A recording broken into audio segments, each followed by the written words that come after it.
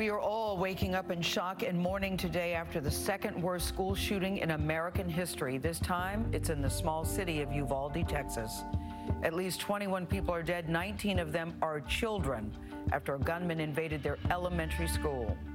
We welcome you to CBS Mornings. It's another tragic day in American life in this country. We're going to get to Tony Dokoupil, who is joining us from Uvalde in just a moment. But first, here are some of the sights and the sounds from a community that is shattered. I had hoped when I became president I would not have to do this again. Another mass shooting in America, this time at an elementary school. At least 19 children and 2 adults were killed. I mean, I cannot imagine them going and not finding their kid. The massacre prompted responses from parents who lost children in both the Parkland, Florida and Sandy Hook school shootings. They failed our kids again. Okay, I'm done. I've had it. The tragedy reigniting the debate over gun control. Literally get down on my hands and knees and beg my colleagues. Find a path forward here. The shooting has caught the attention of the sports world. A moment of silence to honor the victims. I'm tired of the moments of silence. Warriors coach Steve Kerr ripping on Congress for their inaction on gun control. They won't vote on it because they want to hold on to their own power. It's pathetic. I've had enough. While we can add our prayers for the dead, there is nothing that can ever be said that can approach the immeasurable grief of those families. When I dropped my kids off at school this morning and kissed them goodbye, it doesn't cross your mind that that could ever be the last goodbye. To lose a child is like having a piece of your soul ripped away. There's a hollowness in your chest. You feel like you're being sucked into it and never going to be able to get out. Suffocating. Will I be able to sleep again? What do I say to my other children? What happens tomorrow? May the Lord be near the brokenhearted and save those crushed in spirit, because they're going to need a lot of help.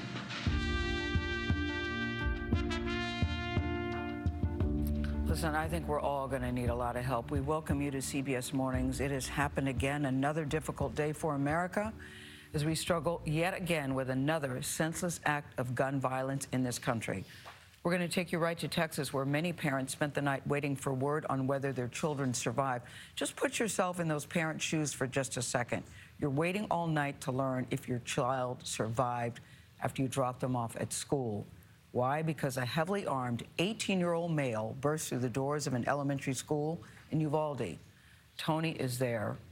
Tony, I can't imagine what it's like to be there on the scene. I know I couldn't sleep last night because I knew we'd be sitting here again reporting on this story one more time, and I'm so sick and tired of being sick and tired telling this type of story. Gayle, I'm with you 100%. Just listen to the words we're using this morning. 19 dead children in the school behind me, and that is the second worst school shooting in American history. The second. Uvalde, for people who don't know, is a small city. It's 15,000 people. It's self-described as the Texas of Westerns, a pretty town, a close-knit town, and now another pin on the map, rather, of American gun violence. And this is that rare kind of morning, guys. It's a day when I don't look forward to the start of our show, and here's why. According to police, just after recess is when it happened. Peach slices, ham sandwiches waiting on the school lunch menu. Welcome back to CBS Mornings. Coming up in this hour, we've got the latest from Texas after 21 people, including 19 children, are killed in a mass shooting. We'll talk to the area's congressman about what can be done to stop the violence. We'll also speak with Nelba Marquez Green, who lost her daughter in the Newtown shooting. She'll tell us about grief and healing and how we can help family members. And in times like this, how do we talk to our kids about shootings at schools? We'll get some expert advice on that subject. But first, we've got the sights and the sounds of Uvalde, Texas. A community like the country is still in shock. According to police, 18-year-old Salvador Ramos walked into Robb Elementary School and started going classroom to classroom, shooting students and teachers. He started shooting children, teachers, whoever was in his way, he was shooting everybody. That was where I worked for 25 years. My husband was a principal there. My son went to school there. It's just breaking my heart. You go pick them up, and I mean, this happened, and I mean, I cannot imagine them like going and not finding their kid. Children murdered at school. When are we going to do something? As a nation, we have to have the courage to take action. The entire state of Texas, the entire country are grieving horrifically at yet another unspeakable crime. This body has been complicit by its inaction, principally on the other side of the aisle. Let's be blunt. It's time for those who obstruct or delay or block the common sense gun laws. We need to let you know that we will not forget. Why are you here if not to solve a problem as existential as this? We knew that it was going to happen. We just don't know where. The families don't need your freaking hearts. They need their kids. And the kids are not there anymore.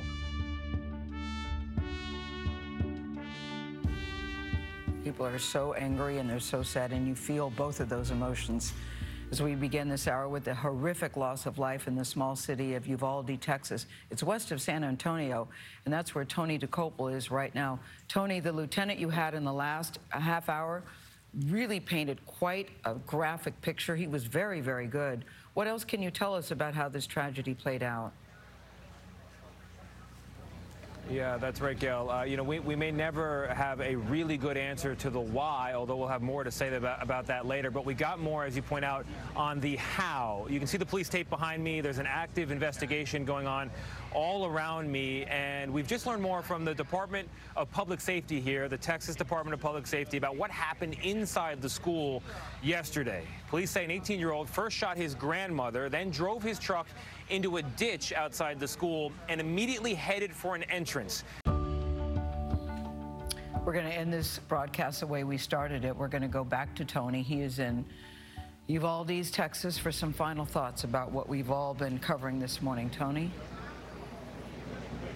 Hey, Gayle, thank you. You know, earlier you mentioned the Founding Fathers and muskets and how the Founding Fathers couldn't possibly imagine the weapons of today. And it immediately reminded me of a conversation I had 6 years ago after some other mass shooting using an AR-15 style rifle. It was a conversation with the children and grandchildren of the inventor of the AR-15, the type of weapon used here yesterday and in so many other mass shootings. They told me Eugene Stoner, that was his name, was an avid sportsman. He was a hunter, but he never used his own invention for sport. He never brought it home. Instead, they said after many conversations with him, they firmly believe that he designed the AR-15 solely as a military-grade weapon, a weapon of war, better known to the Army, which took it on as the M16. And they told me that although he died in 1997, before Columbine, before all these mass shootings we've covered, he would have been, quote, horrified and sickened by these attacks. And it reminds me, guys, this is where we've ended up in America. But did we intend to get to a place like this? And is it too late to fix it? Right. It's not too late to fix it. You know, children are killed by guns more than car accidents. That used to be the #1. There are more guns in this country than cars, and more guns in this country than people. Think about that for a second. No doubt, and there are so many layers of pain, sadness, and disappointment. Yes. I don't care where you stand on gun ownership or your opinion on these spineless shooters. These are people on the other side of these bullets. Yeah. Babies in Uvalde, and they had their last dream a couple of days ago, their last breath yesterday. And we need to do something. The future isn't bright. Dark days are ahead if we don't take action. Yes, and it's not too late to do the right thing. That'll do it for us. We'll see you tomorrow on CBS. Your stories, your triumphs.